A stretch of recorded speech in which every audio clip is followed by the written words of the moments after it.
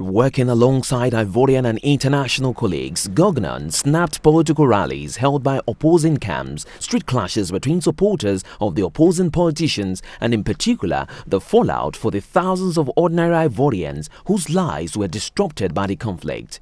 More than anything, Gouegnon zoned in on children, choosing their faces to tell the story of Ivory Coast's most vulnerable victims. Now the violence has subsided, his work has diversified back to more general subjects, the arts, culture and society, but he still likes focusing his lens on young people. I am much more inspired by children, by colors and everything that is beautiful. I search for everything I can find that draws people in with color or strength. That's what inspires me. We need to open our eyes to what children do. They are vulnerable in our society where adults make the laws. They are the deciders and they are never asked their opinion on everything we do.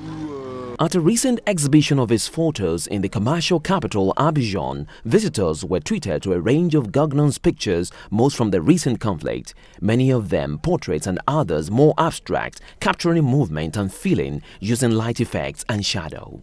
The moments captured by Thierry are significant, moments of joy, moments of pain and moments of unanswered questions.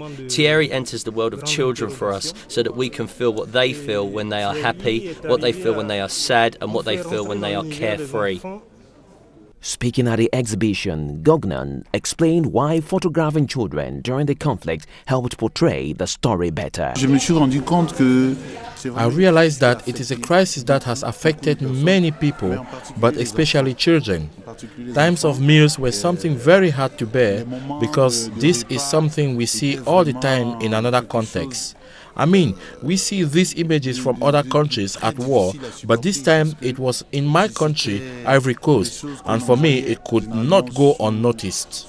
For student Yasmin Diawara, everyday images taken from the time of violence was a haunting reminder of how deeply many, particularly children, were affected. I see the happiness and innocence of a child because he doesn't understand.